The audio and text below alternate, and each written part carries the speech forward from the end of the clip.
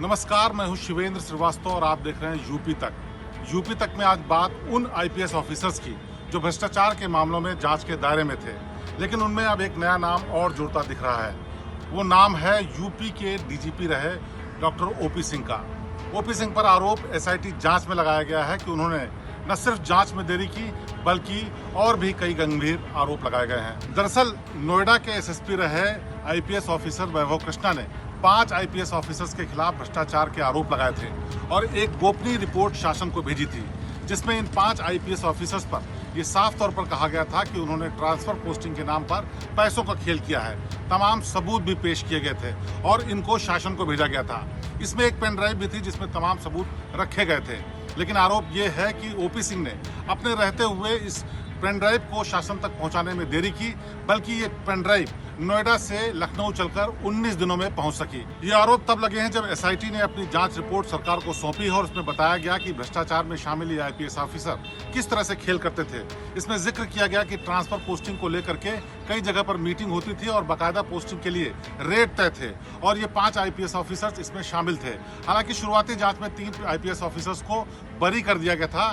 केवल इसमें 2 IPS officers पर जांच आगे बढ़ाई गई और उनके खिलाफ लगाए गए आरोप सही पाए गए हैं। जिन 2 आईपीएस ऑफिसर्स पर आरोप सही पाए गए हैं उनके नाम अजय पाल शर्मा और हिमांशु कुमार है। इनके खिलाफ विभागीय जांच तो चली रही है, दोनों को निलंबित भी कर दिया गया है, लेकिन बाकी 3 आईपीएस ऑफिसर्स को इस पूरे मामले में जांच के दायरे से अभी बाहर रखा गया है।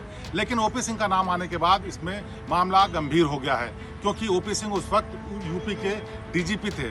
एसआईटी जांच में उनके खिलाफ इस तरह के आरोप लगना गंभीर है। सरकार इस पर क्या करेगी ये बात की बात है, लेकिन जिस तरह से आरोप लग रहे हैं उससे साफ पता चलता है कि यूपी पुलिस में ट्रांसफर पोस्टिंग के खेल में लोग पैसे बना रहे थे। एसआईटी जांच में ये भी कहा गया है कि इस पेन ड्राइव को पहुंचाने में तो देरी की ही गई, लेकिन ट्रांसफर पोस्टिंग के इस खेल में बड़े अधिकारियों को बड़ा फायदा पहुंचता था। वो बड़ा फायदा क्या था? क्या वो किसी तरीके का कोई फेवर दिया जाता था या फिर पैसे?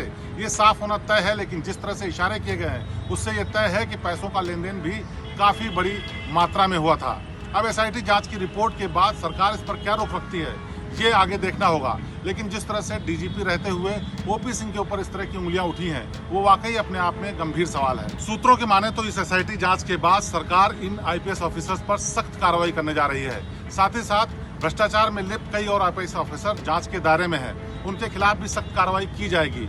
यानी अगर देखा जाए तो सरकार का रुख सख्त है, लेकिन जिस तरह से ब्यूरोक्रेसी और पुलिस में इस तरह से भ्रष्टाचार व्याप्त है उससे यूपी की छवि वाकई धूमिल हो रही है। तो आईपीएस के भ्रष्टाचार के मामले में ये थी यूपी तक की खास रिपोर्ट।